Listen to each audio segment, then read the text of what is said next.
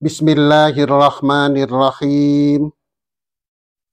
Assalamualaikum warahmatullahi wabarakatuh. Alhamdulillah wasyukrulillah wassalatu wassalamu ala sayyidina Muhammadir Rasulillah salatan wa salaman daimaini bidawami mulkillah wa ala alihi wa sahbihi wa mawalah.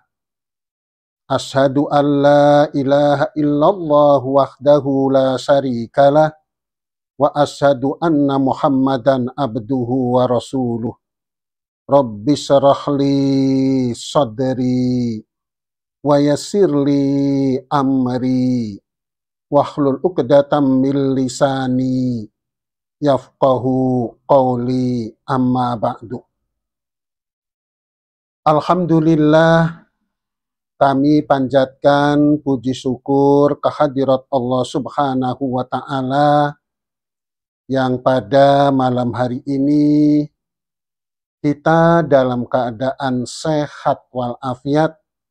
Mudah-mudahan kesehatan dan keafiatan terus-menerus melimpah kepada kita, dibarengi dengan kitanya bersyukur kepadanya, sampai kita kembali menghadap kepadanya.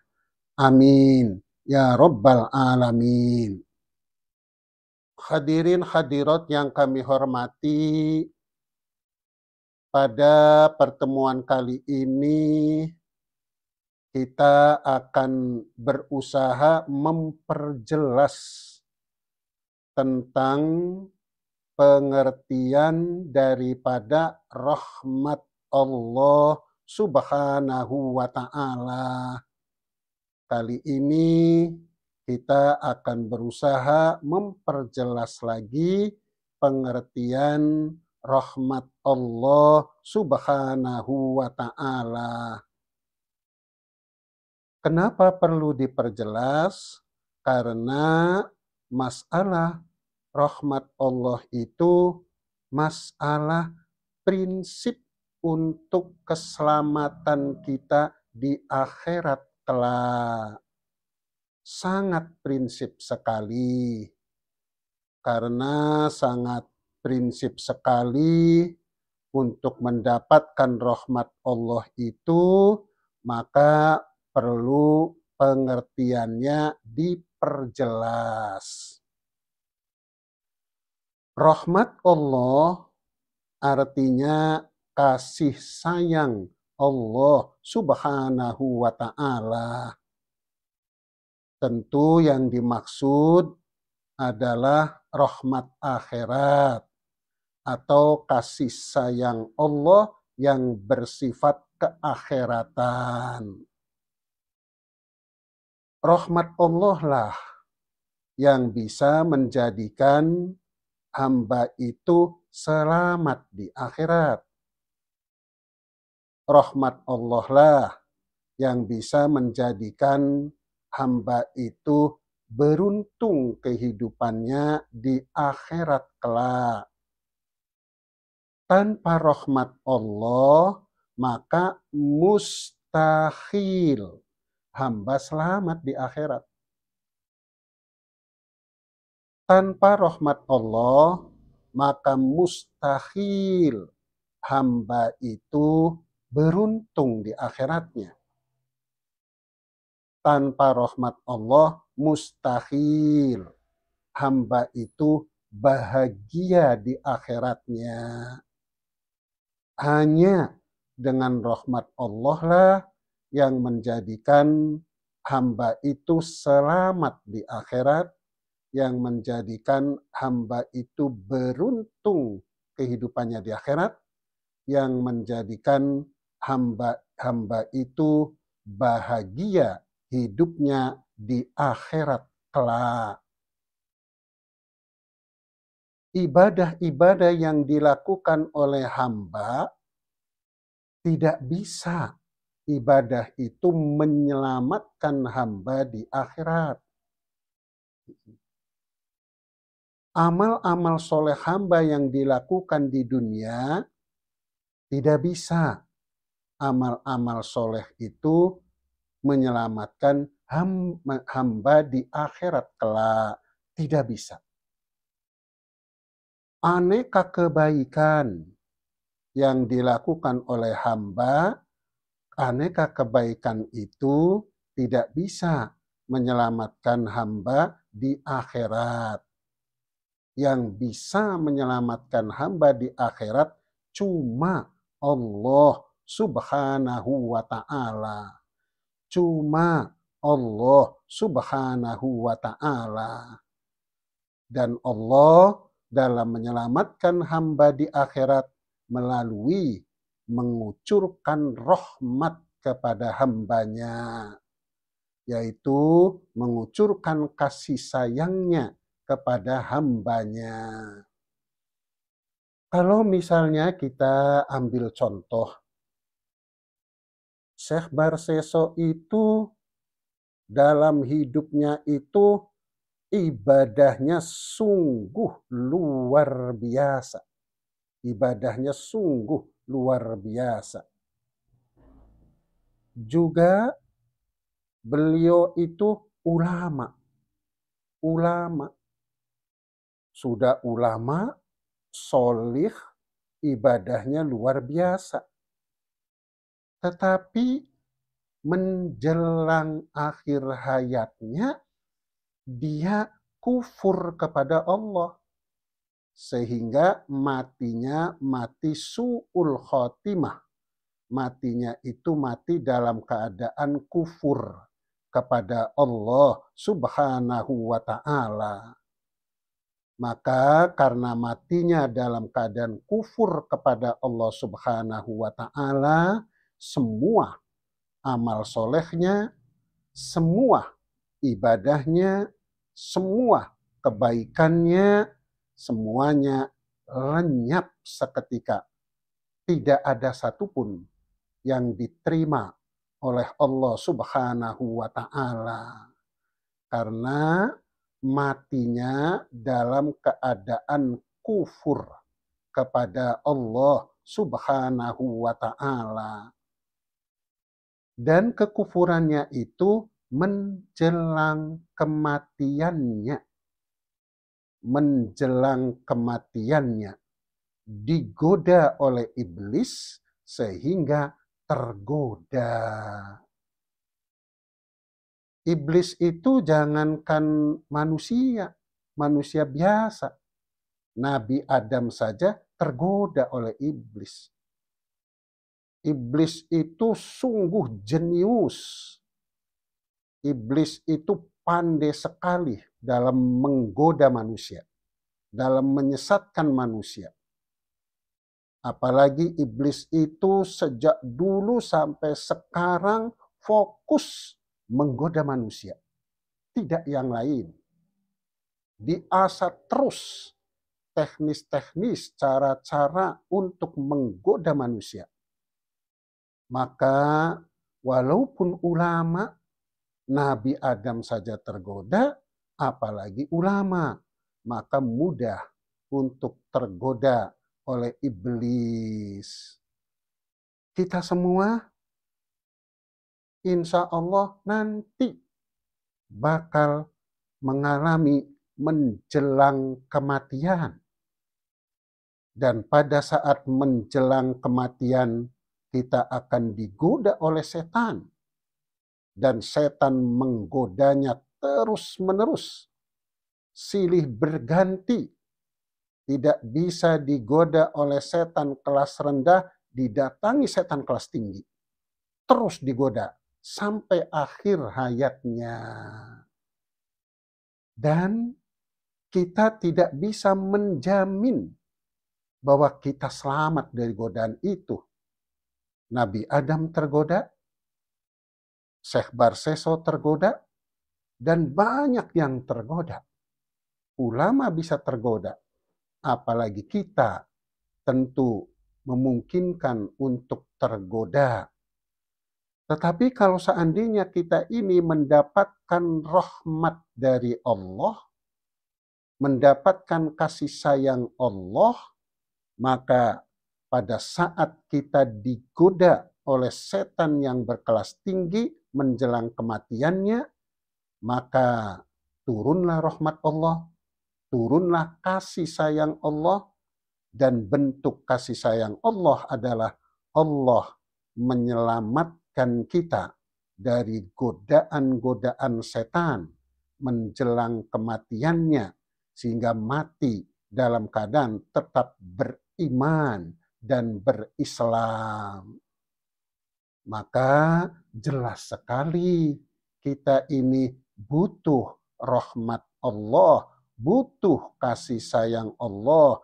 Kasih sayang Allah lah yang bisa mendatangkan kita selamat di akhirat kelak. Termasuk juga banyak contoh-contoh di zaman Nabi, ada sahabat Nabi sangat setia dan selalu beribadah mengikuti Nabi, selalu berjamaah dengan Nabi. Tetapi dalam perjalanan hidupnya, singkat cerita, dia tambah kaya, tambah kaya, tambah kaya. Dia tidak kuat dengan kekayaan yang Allah limpahkan kepada dirinya, yang membuat dia akhirnya tidak sholat, akhirnya dia tidak mau mengeluarkan zakat, dan akhirnya dia tidak selamat di akhiratnya. Padahal awalnya betul-betul setia kepada Nabi dan juga selalu sholat jamaah dengan Nabi, maka tidak bisa menjamin dia itu selamat di akhiratnya. Terkecuali hamba Allah yang mendapatkan rahmat Allah dan memang hambanya mengharap dapat rahmat Allah untuk keselamatan kehidupan di akhiratnya kelak. Ada lagi, contoh lagi, ada orang yang ibadahnya luar biasa. Kebaikannya terhadap sesama manusia luar biasa. Amal-amal soleh lainnya luar biasa. Hamba itu luar biasa. Dan dilakukan penuh keikhlasan. Tetapi setelah dia melakukannya puluhan tahun, begitu sudah dekat dengan akhir hayatnya, dia dalam keadaan kurang sehat, dia dalam keadaan tiduran karena kurang sehat, kemudian pikirannya diarahkan oleh setan. Setelah pikirannya diarahkan oleh setan, dia ikuti. Karena memang kita sulit untuk bisa memahami pikiran kita ini diarahkan oleh setan atau bukan. Kita sulit untuk waspada terhadap pikiran kita yang diarahkan oleh setan atau bukan setan. Sehingga tidak paham pikiran kita sedang diarahkan oleh setan. Hamba Allah tersebut karena kondisinya lagi kurang sehat, lagi sakit, pikirannya juga nggak menentu, di saat itu diarahkan oleh setan. Dan pengarahan setan diarahkan pikirannya itu untuk membaca ibadah-ibadah yang sudah dilakukannya. Pikirannya diarahkan oleh setan untuk membaca segala kebaikan-kebaikan dalam hubungan dengan sesama manusia. Pikirannya diarahkan untuk membaca segala amal soleh yang telah dilakukan puluhan tahun. Dan setelah terbaca semuanya, maka kemudian setan mengarahkan untuk ta'ajub kepada dirinya, maka jadilah dia itu bangga terhadap dirinya atas ibadah yang dilakukannya, kebaikan yang dilakukannya, amal soleh yang dilakukannya. Dan kemudian dengan kebanggaan tersebut, maka diarahkan pula pikirannya itu untuk optimis masuk ke dalam surga Allah Subhanahu wa ta'ala. Maka akhirnya karena hamba Allah itu sangat optimis masuk ke dalam surga Allah Subhanahu wa ta'ala, maka hamba tidak membutuhkan rahmat Allah untuk keselamatan di akhirat. Hamba tidak membutuhkan kasih sayang Allah untuk keselamatan di akhirat. Justru hamba hanya mengandalkan amal soleh yang pernah dilakukannya, kebaikan yang pernah dilakukannya, ibadah-ibadah yang pernah dilakukannya. Itu sudah cukup untuk jadi andalan memasukkan dirinya ke dalam surga, selamat kehidupannya di akhirat. Maka dengan adanya di hatinya itu punya keyakinan semacam itu, justru disitulah dia tidak butuh rahmat Allah Subhanahu wa ta'ala. Maka begitu menjelang kematiannya, dia dalam badan sakit yang luar biasa dan juga digoda oleh setan, maka Allah membiarkan hamba tersebut tergoda oleh setan. Kenapa Allah membiarkan? Karena hamba tersebut tidak mengharapkan kasih sayangnya untuk keselamatan kehidupannya di akhirat. Karena hamba tersebut tidak mengharapkan rahmat Allah untuk keselamatannya, kehidupannya di akhirat kelak.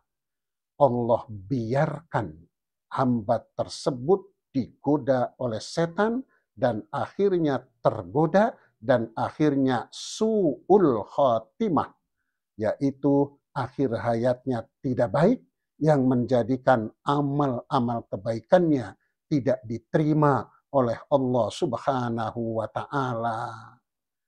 Dari itulah jelas bahwa kita ini butuh rahmat Allah, butuh kasih sayang Allah. Kasih sayang Allah itulah yang menjadikan kita ini diselamatkan oleh Allah dalam kehidupan kita di akhirat kelak.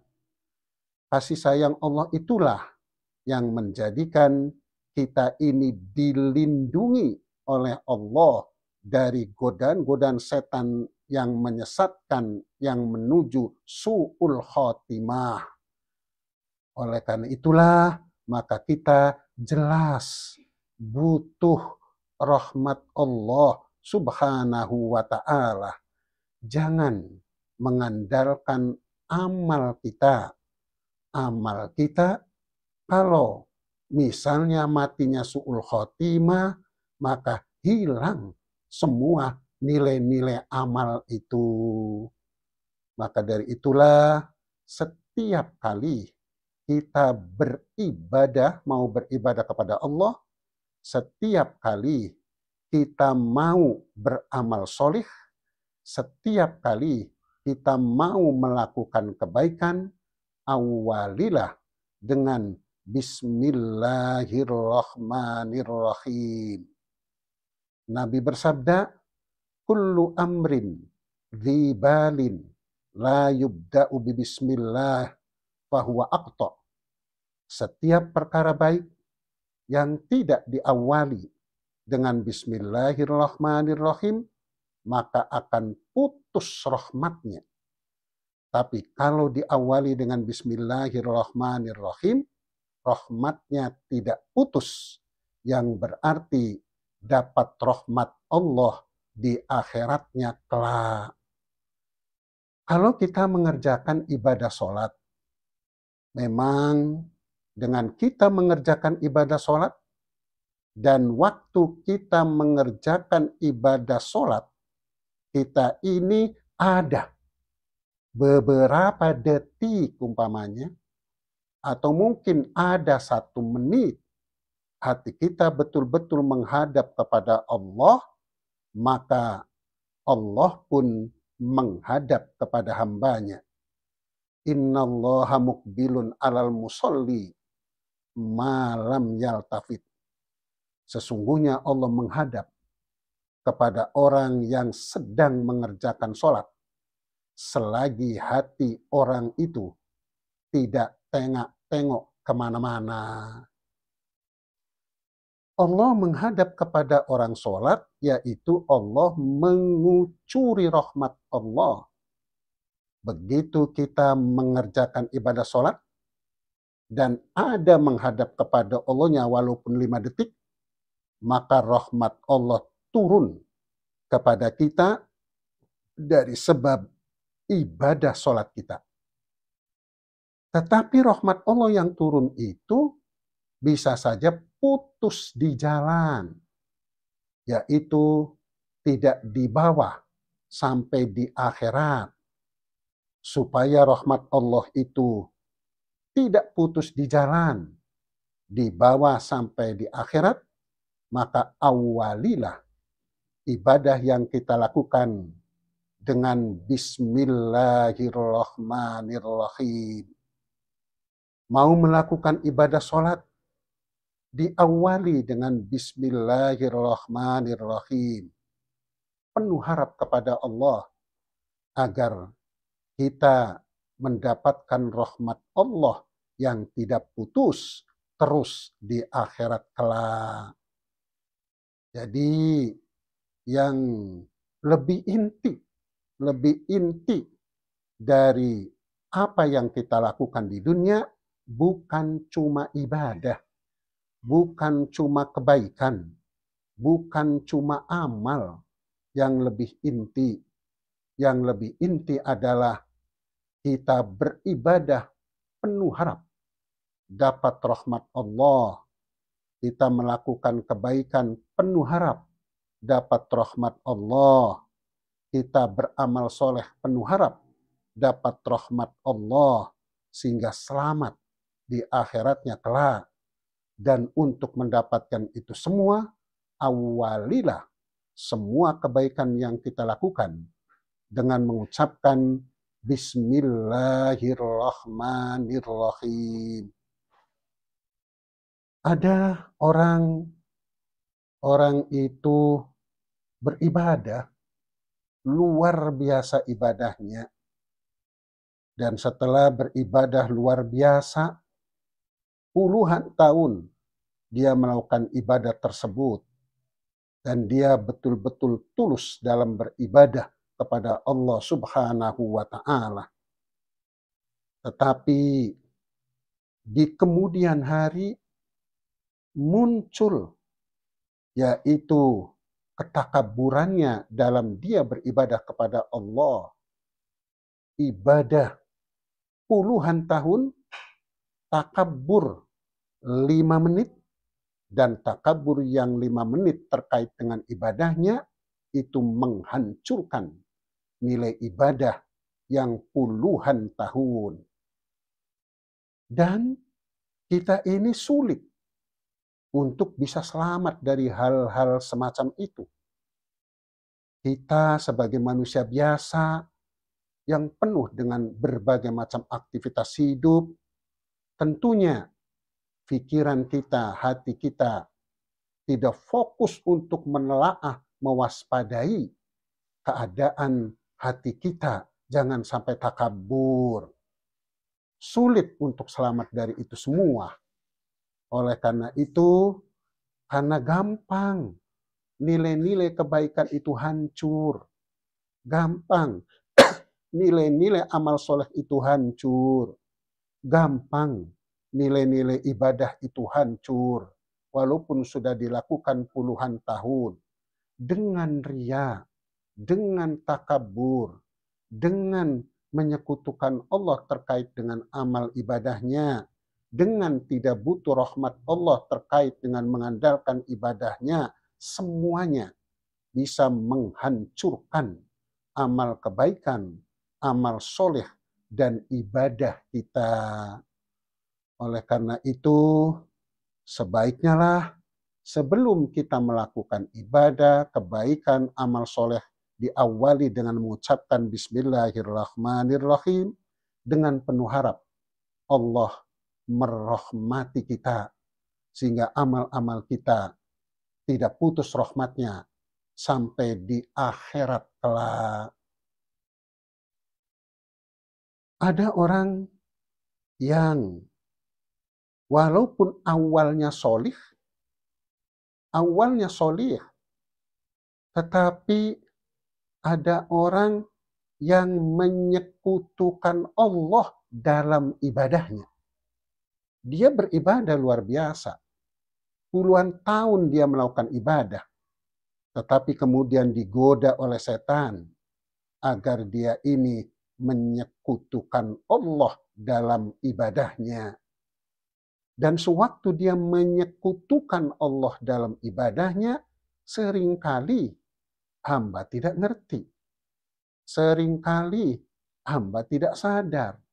Tapi hamba mengiyakan secara diam-diam, membenarkan secara diam-diam, maka jadilah hancur seluruh amal ibadah yang dilakukannya. Untuk terjadinya kehancuran amal ibadah, untuk terjadinya kehancuran amal soleh, untuk terjadinya kehancuran amal-amal kebaikan, teramat sangat mudah sekali. Bisa dengan riya, bisa dengan ta'ajub, bisa dengan takabur, bisa juga dengan menyekutukan Allah dalam melakukan aneka macam kebaikan, dan lain sebagainya. Bisa juga dengan ibadah semuanya itu diandalkan sampai tidak butuh rahmat Allah Subhanahu wa ta'ala. Dan aneka macam hal-hal yang rahasia-rahasia yang kita tidak bisa fahami, yang membuat jadinya seluruh kebaikan, seluruh amal soleh, seluruh amal ibadah kita tidak punya nilai apa-apa di akhirat.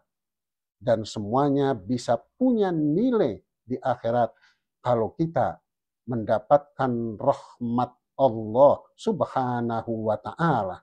Kalau kita mendapatkan kasih sayang Allah Subhanahu wa ta'ala. Kalau kita dikasih sayangi oleh Allah Subhanahu wa ta'ala. Dengan Allah mengasihi sayangi kita, maka isinya Allah menyelamatkan kita dan menguntungkan kita dalam kehidupan kita di akhirat kelak. Dari itulah butuh rahmat Allah jangan sampai tidak ada di hati kita.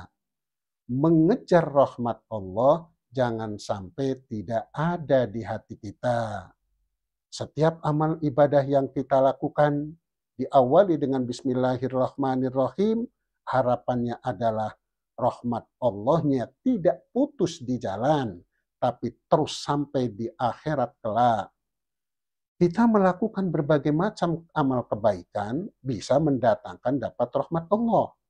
Tapi rahmat Allah itu bisa putus di jalan, tidak sampai lanjut ke akhirat.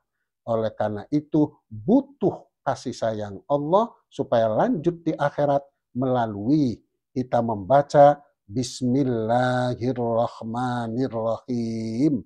Setiap kita mau memulai aneka macam ibadah, aneka macam kebaikan, dan aneka macam amal-amal soleh yang kita lakukan. Untuk mendapatkan rahmat Allah memang bisa bermacam-macam. Selain seperti pada minggu yang lalu, melalui kita berzikir kepada Allah. Sebelum makan, baca bismillah, baca doa, namanya berzikir. Tapi kadang-kadang harapan dapat rahmat Allahnya tidak ada. Setelah makan kita bersyukur kepada Allah bersyukur kepada Allah termasuk berzikir. Tapi kadang-kadang kita banyak zikir sebelum makan, sesudah makan, sebelum tidur, sesudah tidur, tidak dibarengi di hatinya penuh harap dapat rahmat Allah Subhanahu wa Ta'ala. Padahal dengan zikir itu bisa mendatangkan kita dapat rahmat Allah Subhanahu wa Ta'ala. Tapi hati kita kadang-kadang tidak ada harapan untuk dapat rahmat Allah, kasih sayang Allah, di mana kasih sayang Allah itulah yang menyelamatkan kita dari kesesatan, yang menyelamatkan kita dari aneka macam kemusyrikan, yang menyelamatkan kita dari aneka macam kekufuran, yang menyelamatkan kita dari mati dalam keadaan su'ul khotimah, dan seterusnya, dan seterusnya. Jadi kita ini tentu tahu mau bepergian ada bacaannya. Bismillahirrahmanirrahim. Wala haula wala quwata illa billah. Itu zikir. Termasuk zikir. Begitu selamat dalam perjalanan, kita mengucapkan Alhamdulillahilladzi sallamana. Semua puji kepunyaan Allah yang telah menyelamatkan kami. Atau Alhamdulillahilladzi sallamani. Semua puji kepunyaan Allah yang telah menyelamatkan aku. Kalau orang banyak, sallamana, menyelamatkan kami. Itu juga termasuk zikir. Banyak sekali zikir-zikir. Sesudah sholat ada zikir. Mendengar petir ada zikir. Ada sesuatu yang menggembirakan, kita bersyukur termasuk zikir. Ada zikir takbir, ada zikir tasbih, ada zikir tahmid, ada zikir istighfar, dan seterusnya. Dan semuanya bisa mendatangkan kita dapat rahmat Allah.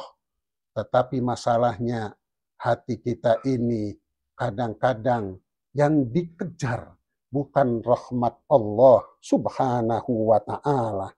Padahal rahmat Allah lah yang bisa menjadikan kita selamat dari aneka macam yang menyesatkan kita, yang menjadikan kita bahagia kelak di akhirat kelak. Selain daripada itu, untuk mendapatkan rahmat Allah bisa melalui membaca sholawat. Kata Nabi, man sholla alayya sholatan, sallallahu alaihi asran. Barang siapa bersolawat kepadaku 1 kali, maka Allah akan merahmatinya 10 kali. Jadi kita butuh rahmat Allah bisa melalui membaca sholawat. Kalau malam hari kita baca sholawat misalnya 33 kali, apakah bacaan sholawatnya Allahumma sholli ala Sayyidina Muhammad, atau bacaan sholawatnya Sallallahu ala Muhammad, ataupun yang lainnya. Kita baca sholawat, penuh harap dapat rahmat Allah Subhanahu wa Ta'ala dengan kita bersolawat kepada Nabi besar Muhammad Sallallahu alaihi wasallam. Jadi dalam hidup ini sebenarnya kalau ingin bahagia di akhirat, ingin selamat di akhirat, diisi dengan aneka macam ibadah dan kebaikan yang mana prinsipnya dalam melaksanakan berbagai macam ibadah dan kebaikan itu selain semata-mata menuruti perintah Allah, juga penuh harap kepada Allah dengan semua kebaikan dan ibadahnya menjadikan kita dirahmati oleh Allah, menjadikan kita dikasih sayangi oleh Allah. Sehingga dengan kasih sayang Allah itulah yang menjadikan kita ini akan diselamatkan oleh Allah dari aneka macam yang akan membahayakan kehidupan kita di akhirat kelak. rahmat Allah itu bisa sedikit melimpah pada kita. Kalau rahmat Allah itu sedikit melimpah ke dalam hati kita, maka masih banyak pula, yaitu lobang-lobang untuk tergoda oleh setan. Oleh karena itu, kita betul-betul melaksanakan berbagai macam ibadah dan kebaikan yang bisa mendatangkan turun rahmat Allah, dan kita mengharapkan rahmat Allah, dan kita mengharapkan rahmat Allahnya terus-menerus, sehingga rahmat Allah itu banyak melimpah pada diri kita.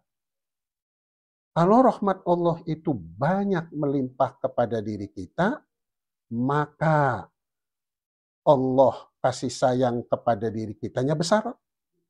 Kasih sayang Allah kepada diri kita yang besar, maka akan mendatangkan Allah menyelamatkan kitanya juga bersifat besar. Kalau kita dapat rahmat Allahnya kecil, Allah menyelamatkan kita dari aneka macam yang membahayakan kehidupan kita di akhirat yang sifatnya kecil. Diselamatkan oleh Allah, tetapi ya kecil. Misalnya ibadah sholat kita diselamatkan oleh Allah karena kita dapat rahmat Allah kecil. Tapi ibadah sodako kita tidak diselamatkan oleh Allah karena kita dapat rahmat Allahnya kecil. Ibadah berbuat baik kepada tetangganya tidak diselamatkan Allah, sehingga tidak mendatangkan keberuntungan di akhirat. Kenapa? Karena rahmat Allahnya kecil. Tapi kalau kita ini dapat rahmat Allahnya besar, maka kita ini akan diselamatkan oleh Allah besar-besaran. Diselamatkan dari kekufuran, kemusyrikan, kefasikan, kemunafikan, diselamatkan dari aneka macam ketakjuban, riya, maka Allah menyelamatkan kita besar-besaran. Maka tentu kita akan dapat keberuntungan di akhiratnya menjadi besar sekali. Nabi besar Muhammad SAW dirahmati oleh Allah sepenuhnya, penuh, 100%. Bahkan terus dikucur rahmat Allah sampai meluber kemana-mana. Itu Nabi besar Muhammad SAW. Allah berfirman, "Wa ma arsalnaka illa rahmatan lil alamin." Dan tidak sekali-kali kami utus engkau Muhammad, melainkan merupakan rahmat bagi seluruh alam. Merupakan rahmat bagi seluruh alam, itu artinya seluruh diri Nabi itu penuh dirahmati oleh Allah. Karena seluruh diri Nabi penuh dirahmati oleh Allah, maka tidak ada satu perbuatan pun yang menyesatkan. Kata-kata Nabi tidak ada yang menyesatkan, walaupun satu kata-kata. Perbuatan Nabi tidak ada yang menyesatkan, walaupun satu perbuatan. Perbuatan Nabi seluruhnya bernilai kebaikan, bernilai amal solih, dan membawa keberuntungan di akhirat seluruhnya. Kenapa? Karena rahmat Allahnya penuh. Allah turunkan rahmat Allah kepada Nabi secara penuh, sehingga di hatinya begitu ada kemusyrikan 1% langsung terhapus. Karena ada rahmat Allah yang penuh. Kemusyrikan tidak bisa masuk kepada dirinya, walaupun 0,001%. Kekufuran, kemunafikan, kefasikan tidak bisa masuk kepada dirinya, walaupun 0,001%. Kecenderungan-kecenderungan untuk berbuat dosa tidak masuk kepada dirinya walaupun 0,0001%. Kenapa bisa terjadi demikian? Karena rahmat Allah yang Allah turunkan kepada Nabi penuh seluruhnya. Dari itulah dalam kita mengharapkan rahmat Allah, dalam kita mengharapkan kasih sayang Allah, juga kita berusaha untuk dapat rahmat Allah secara besar-besaran. Agar seluruh hal-hal yang tidak baik, yang bakal menyesatkan, menjadi tidak bisa masuk kepada diri kita. Oleh karena itu, semakin besar rahmat Allah yang Allah turunkan kepada hamba, maka derajat hamba itu semakin tinggi di sisi Allah Subhanahu wa Ta'ala. Semakin kecil rahmat Allah yang Allah turunkan kepada hamba, maka semakin kecil pula derajatnya di sisi Allah Subhanahu wa Ta'ala. Dari itulah maka usahakan setiap hari kita berzikir, banyak zikir. Setiap hari kita bersolawat kepada Nabi. Setiap hari kita mengerjakan sholat.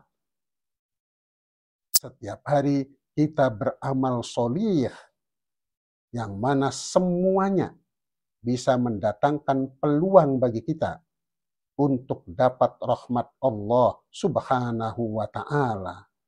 Maka kalau kita betul-betul mengerjakan semuanya, dibarengi dengan penuh harap agar kita dapat rahmat dari Allah Subhanahu wa Ta'ala, maka akhirnya rahmat Allah turun kepada kita dengan banyak. Banyaknya rahmat Allah yang turun pada diri kita akan membersihkan diri kita dari kecenderungan-kecenderungan kepada kesesatan, dari kecenderungan-kecenderungan kepada dosa-dosa, dan juga akan melindungi kita rahmat Allah itu dari aneka macam godaan-godaan.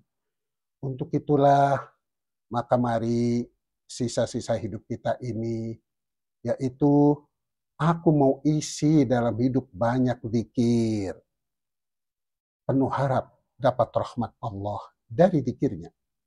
Aku mau mengerjakan sholat dan ada menghadap Allahnya walaupun beberapa detik, sehingga bisa dapat rahmat Allah yang mengucur dari sholatnya.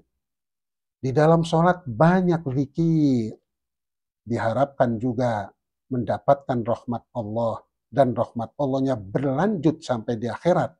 Maka aku mau awali dengan mengucapkan Bismillahirrahmanirrahim setiap mengerjakan sholatnya, setiap mengerjakan kebaikan, setiap mengerjakan aneka macam ibadah, dan seterusnya.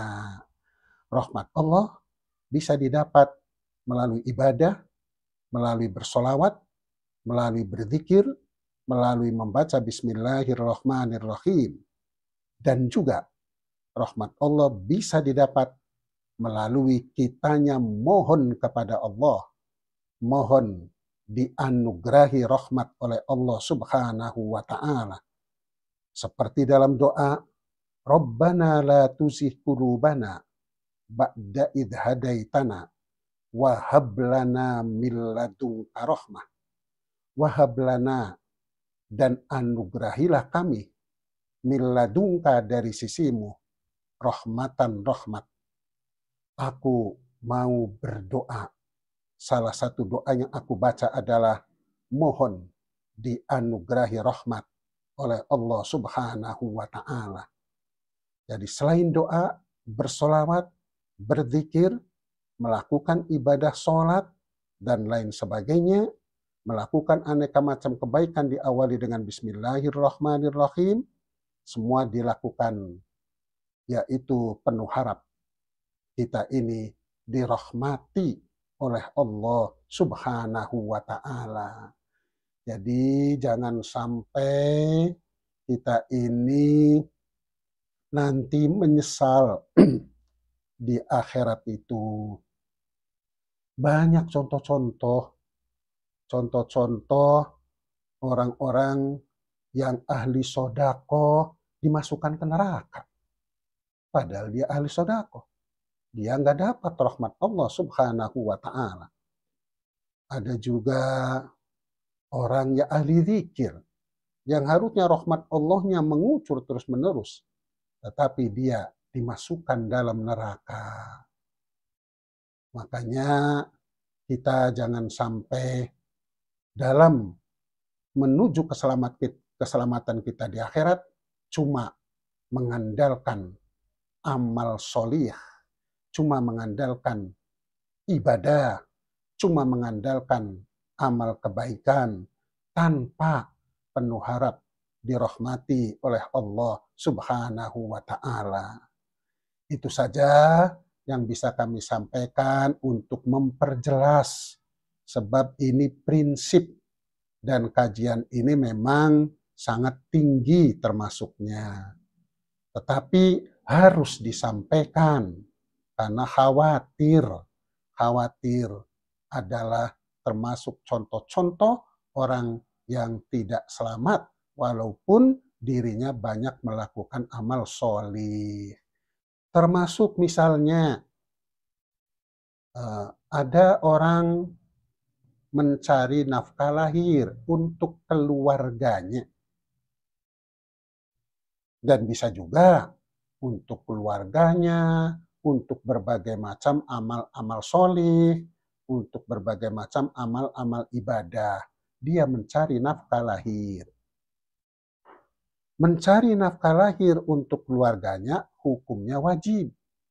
Itu ibadah wajib. Mencari nafkah lahir untuk melakukan berbagai macam amal-amal soleh itu juga ibadah.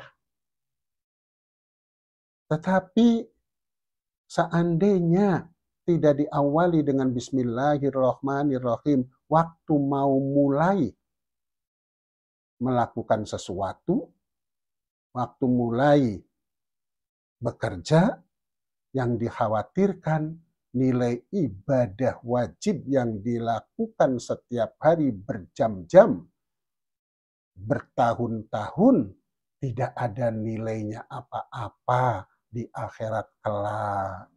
Karena Allah tidak merahmatinya.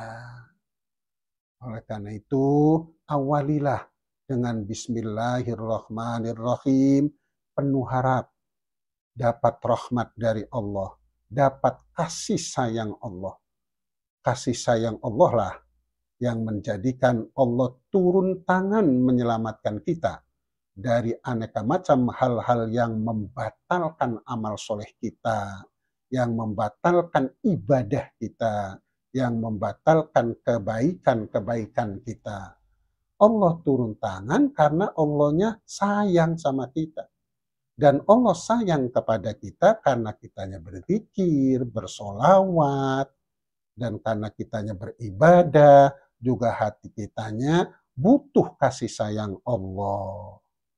Jadi memang satu ada sebelum melakukan kewajiban mencari nafkah lahir, diawali Bismillahirrahmanirrahim. Itu satu poin. Yang kedua, sebelum melakukan kewajiban mencari nafkah lahir, diniati. Niat melaksanakan ibadah wajib. Jadi ada dua poin. Ada membaca bismillah di permulaan sebelum melakukan mencari nafkah lahir. Dan yang kedua ada niat melaksanakan ibadah wajib mencari nafkah lahir. Ada dua. Yang dibahas tadi ini berkaitan dengan niat. Niat melaksanakan ibadah wajib mencari nafkah lahir. Ini niat ibadah, niat melaksanakan ibadah wajib mencari nafkah lahir, diusahakan niat itu selalu hidup selama bekerja. Diusahakan. Jadi niat itu bukan di jalan putus memang, tetapi pada prakteknya memang pada prakteknya niat melaksanakan ibadah wajib mencari nafkah lahir, pada prakteknya itu tidak lama. Awalnya niat melaksanakan ibadah wajib mencari nafkah lahir, niat melaksanakan ibadah wajib bekerja, tetapi niat itu sering lenyap, sering tidak hidup sampai sore, sampai bekerjanya selesai, sering. Umumnya tidak hidup. Dan umumnya sebentar. Padahal yang namanya nilai ibadah dalam bekerja, nilai ibadahnya itu dalam bekerja itu tergantung niatnya tadi selama berapa jam dia hidup. Niat melaksanakan ibadah wajib, bekerja, betul-betul aku sedang ibadah nih. Nah, ibadah wajib bekerja. 1 jam itu hidup terus, maka 1 jam itu punya nilai di sisi Allah Subhanahu wa Ta'ala dan luar biasa nilainya karena wajib.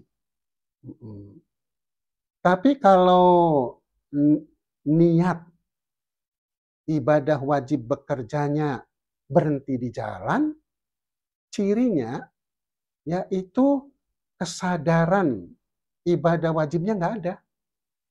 Sehingga kalau misalnya ada tugas, ntar aja dulu, santai dulu, dia tidak merasa berdosa. Kemudian ada kertas di kantornya, kita butuh oret-oret untuk kepentingan pribadi, kita ambil kertas itu 1 biji, 1 lembar, oret-oret, tidak merasa berdosa.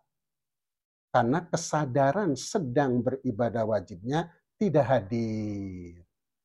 Jadi memang terus terang saja suatu kesulitan besar untuk menghidupkan niat ibadah wajib dalam bekerja terus-menerus dari pagi sampai sore. Kesulitan besar. Dan kalau itu terjadi, niscaya dia sangat disiplin mengerjakan tugas di kantornya atau di mana saja, dan dia tidak mau korupsi waktu, dia tidak mau korupsi penggunaan pulpen, dia tidak mau korupsi penggunaan kertas, dia tidak mau korupsi menggunakan telepon, dan seterusnya. Jadi memang sih menghidupkan niat ibadah wajib itu teramat sangat sulit sekali. Tapi dengan adanya niat di awalnya, walaupun 5 menit, ya insya Allah lah kita akan dapat ibadah wajib tersebut.